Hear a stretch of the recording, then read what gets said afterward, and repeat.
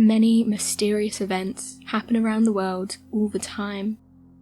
However, some events are so baffling and puzzling that even experts couldn't find any explanations to how they occurred. Countless events lay unsolved and stay a mystery forever, for only people's imagination to figure out what happened. So today, here at Unexplained Mysteries, we'll be taking a look at 3 mysterious events.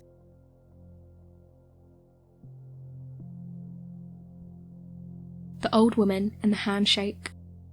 Usually, a simple, innocent handshake between acquaintances wouldn't raise a stir. However, on the morning of August 6, 2019, a seemingly inconsequential handshake on a bus leading from Lincoln to Skegness left 2 young men with mind-boggling injuries. They ended up having to seek hospital treatment for them.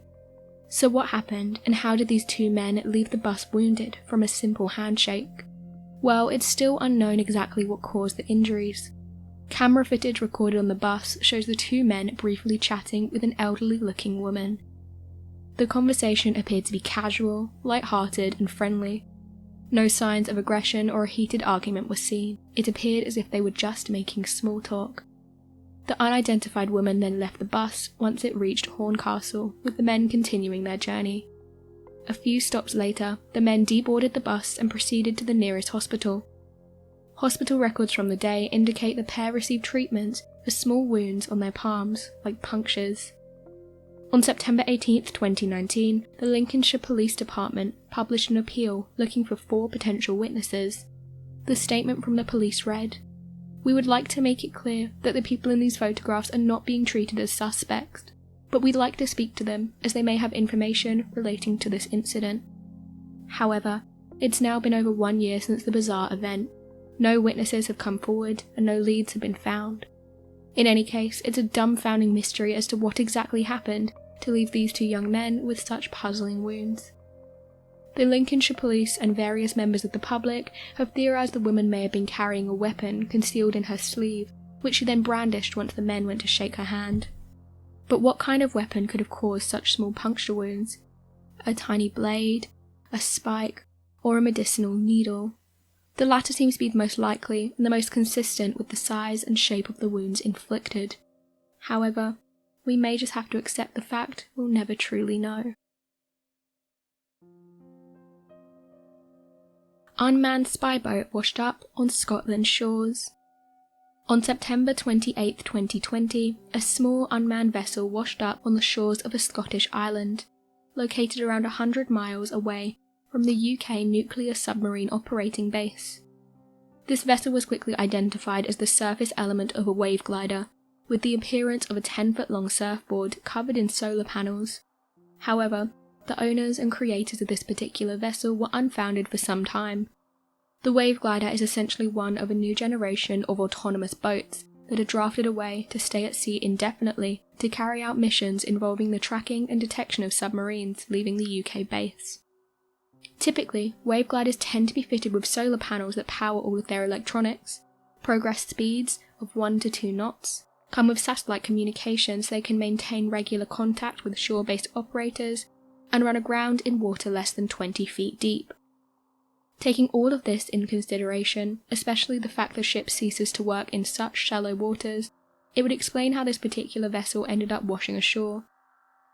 However, what it fails to explain is who was controlling it, why was it in stealth mode, and why was it running in the first place. At first, it was believed the vessel could have belonged to any of the 2 entities. In early 2016, the Russian Navy developed FUGU, a near clone of the wave glider that's suspected to be the very same vessel that appeared on the Scottish shores.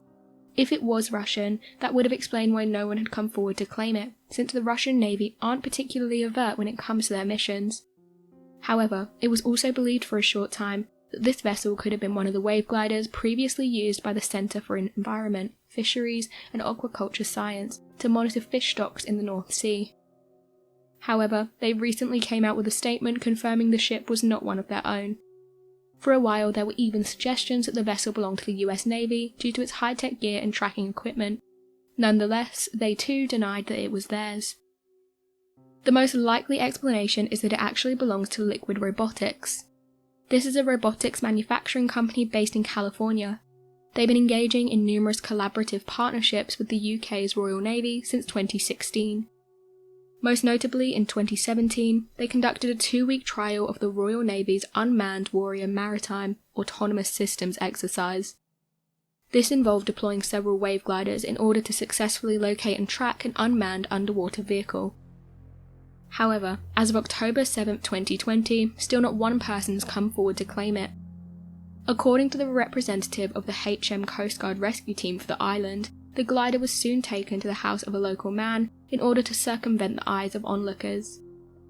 As of October 2020, a representative for Liquid Robotics finally came out and responded to the news and stated, "We've had several reach outs about a washed up platform and I've engaged the end user to make them aware of this find. I believe they're in the process of reaching out to local authorities with further instructions on the disposal." This confirms the theory that it did indeed belong to Liquid Robotics and was a wave glider by them rather than a clone made by the US or Russian armies. While we may now know the truth behind this owner and the purpose of the wave glider, there's still some things left to be discussed. One of the most troubling facts about this aquatic mystery is the cost of each wave glider unit is estimated at between £190,000 to £230,000. This is excluding the sonar and other sensors, and some gliders have been known to carry highly classified gear. This then begs the question, why did it take so long for them to come forward and claim ownership that would have cost them so dearly had they left it to rot? This and other serious questions about the incident are still being discussed to this day. Eilean Mor Lighthouse disappearance. The Flannan Islands, a group of islands also known as the Seven Hunters, is no place for the faint-hearted.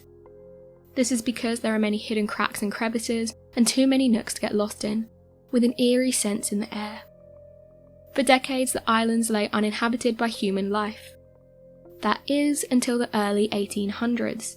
This was when a group of lighthouse keepers were called in to watch over and maintain the lighthouses built on Eilean Mor, as well as welcome any seafarers that happened to drop by. Thus began a nautical tradition that lasted throughout the 19th century. Throughout 1900s, 3 lighthouse keepers were stationed at the Eilean Mor and were responsible for taking care of the island, walking along it and keeping an eye on things. These 3 men were Thomas Marshall, James Ducat, and the chief lighthouse keeper, William MacArthur. However, on the night of December 26, 1900, a relief boat carrying supplies and crew arrived on its shores.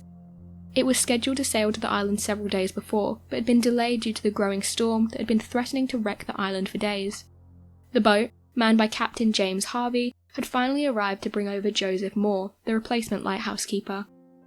But when they docked and left the ship, they were surprised to find no one was there to greet them, as was customary for the keepers to do so at the time. Moore ascended the steep stairs leading to the lighthouse with an overwhelming sense of foreboding. When he reached the front door, he immediately noticed something was amiss. The oil lamps had been recently changed, and the door was left unlocked and wide open for anyone to walk in.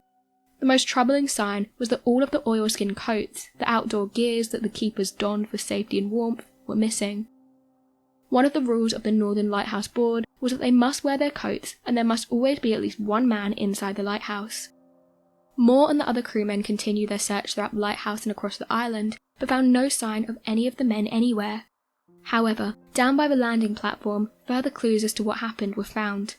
The ropes that were usually held in a brown crate, around 70 feet above the platform, were found strewn all over the rocks, which was unusual.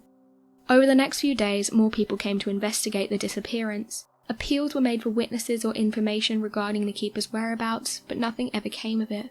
So what did happen that fateful night? From the clues found and the knowledge of the storm that plagued the island at the time, it's long since been theorised the men simply fell victim to a natural tragedy. Most assume the men were already panicked about the storm. Marshall and Ducat, both previously branded negligent for leaving their equipment out during fierce gales, left the lighthouse to secure their equipment, only to be hit by an unexpectedly large, powerful wave. The third, MacArthur, must have felt concerned when his companions failed to return and ventured out to try and help them. However, he must have been too late, only then to be swept away by the relentless seas himself. However, no definitive proof that would have explained exactly what occurred that night has ever been found. This leaves spectators, journalists, and police officers alike to ponder the truth.